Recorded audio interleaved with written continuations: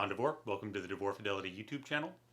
Today's going to be a record review, actually a piece of music review, and since my last few videos have gotten really a lot of viewers and have done really well, thank you everyone, I thought I would dump a giant bucket of cold water on that and do this video on a classical piece of music. The piece of music was inspired by a new friend of mine. He has done a few projects where he's essentially reimagining, reconstructing, reinterpreting a bunch of pieces by Ravel, including my favorite piece from Ravel, which is Ravel's Quartet. He only made one string quartet, the Quartet in F, and that's what I want to talk about today.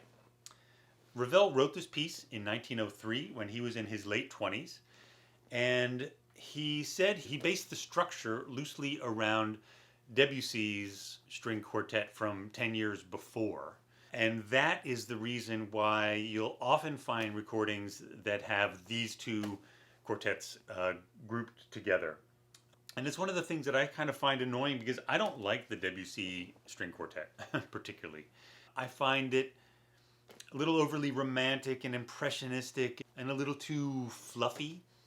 Whereas the Ravel, I feel like, reaches a little bit back through Debussy, gets a little bit of a footing in more of a classical base, and yet it has a strong 20th century vibe with some modern rhythms, a little bit of a jazz influence, but not the kind of jazz influence that you would see soon after with George Gershwin or Leonard Bernstein, sort of this Broadway jazz classical.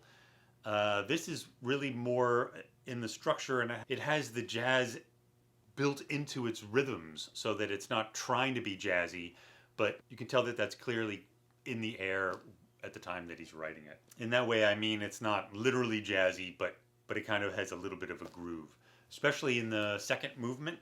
The second movement starts out and is largely pizzicato, and so there's a lot of counterplay of rhythm and tempo with a 3/4 juxtaposed with a 6/8 tempo, and it gives it a really beautiful lilting complexity that I really love.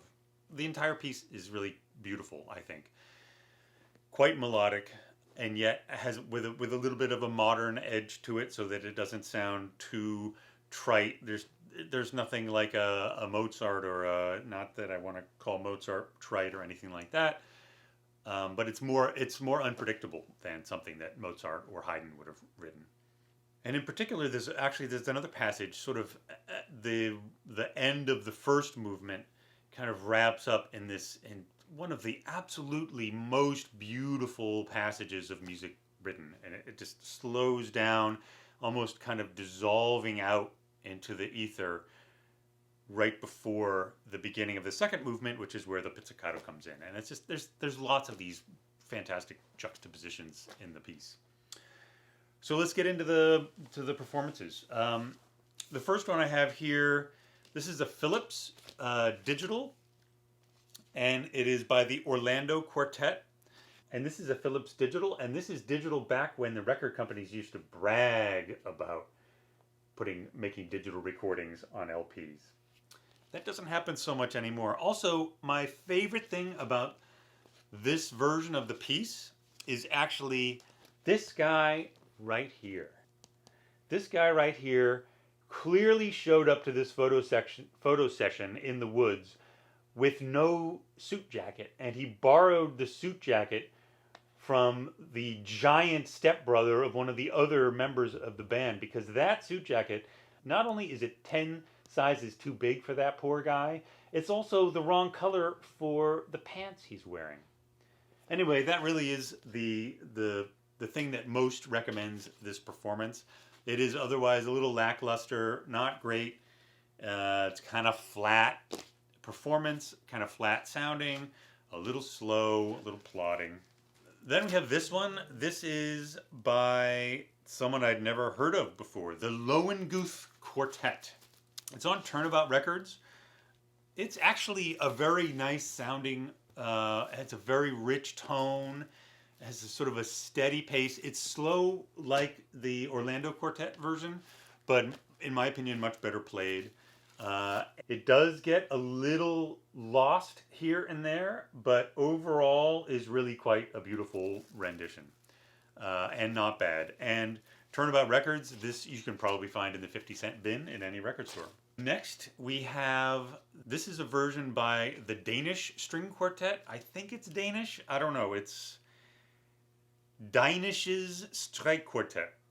I don't know. I'm thinking it's Danish String Quartet in some other language. But I could be wrong. This is a Telefunken. So this is like a German pressing, and it's got that cool Telefunken label. You gotta love the Telefunken labels and that awesome logo. This one is nice. This one really kind of rolls along. It has very good momentum. It's a very steady pace. The pizzicato part in the second movement, I feel like they're not quite understanding the rhythmic interplay here. It doesn't really come across, in my opinion, as well. But it's a very nice performance of it. My favorite of the ones that I have on vinyl is by the Quartetto Italiano. These guys have put out a ton of recordings. A lot of times their stuff is overly exuberant, but in this case, I don't think it is. It's a slower take of it, but it's very sensual and gorgeous sounding.